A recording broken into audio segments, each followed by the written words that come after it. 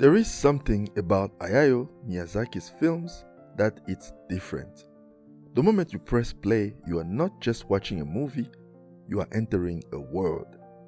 A world where the sky feels like it's thinking about you, where the wind has emotions, where even a walking castle has depression. Everything is alive, everything matters. And somehow, in all that wonder, nothing ever feels over the top, it just feels right. In this video, we are diving into what makes Miyazaki's visual storytelling so intricate, so human, and so completely in a league of its own. Let's go international.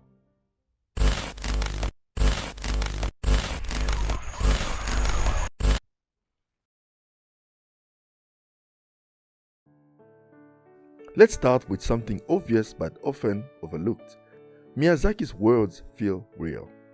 Not realistic like photorealistic, but real in the sense that they feel lived in, worn, aged, and a little bit messy.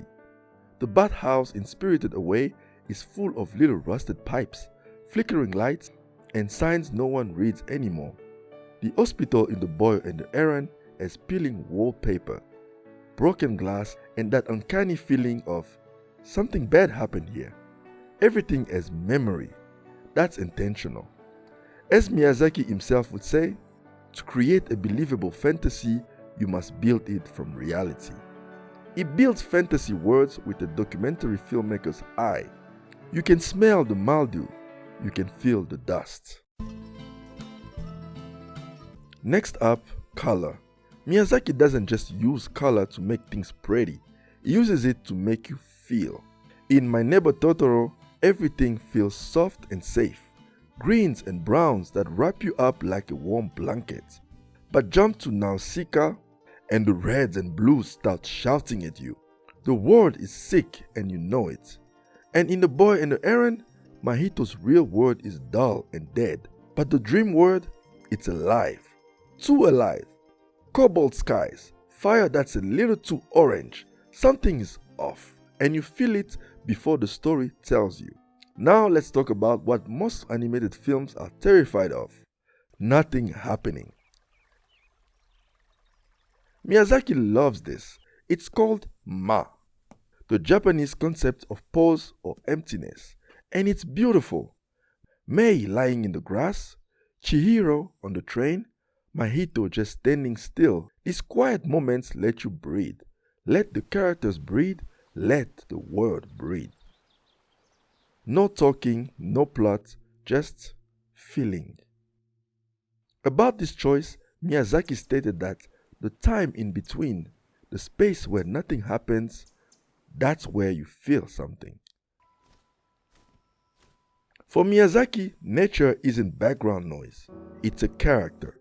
The forest in Princess Mononoke doesn't look sacred, it feels sacred.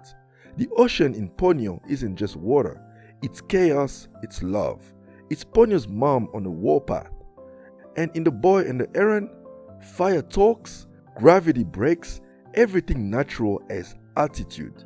Miyazaki grew up surrounded by Shinto beliefs that everything has spirit, so he animates wind like it's listening, fire like it has feelings, and honestly, it works. You ever notice how Miyazaki's creatures are weird?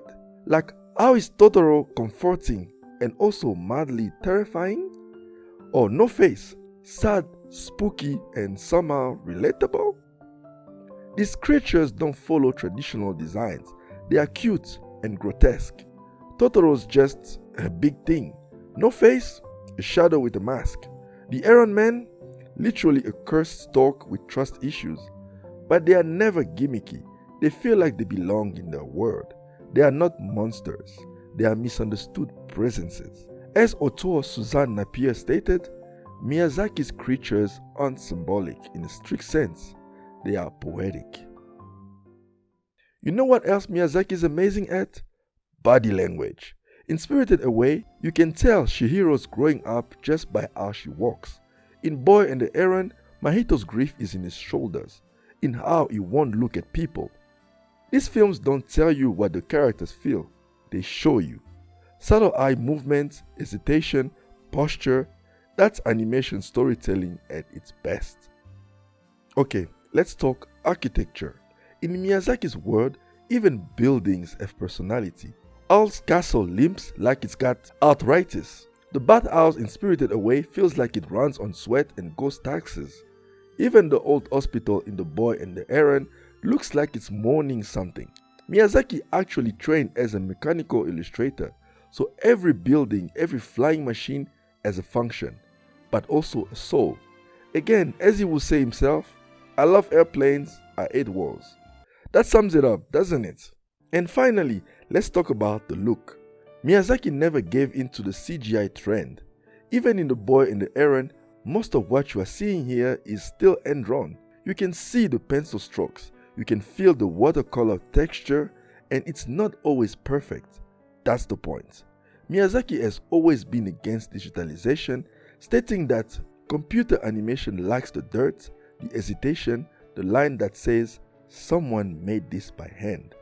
It's animation with fingerprints, with art. So what makes Miyazaki's visuals so powerful? It's not just the details, it's philosophy. Every gust of wind, every paused breath, every smudge of watercolor, it's always saying something. That the world is sacred, that life is messy, that wonder is worth slowing down for. He doesn't animate just to show what happens. He animates to show what it feels like to be alive.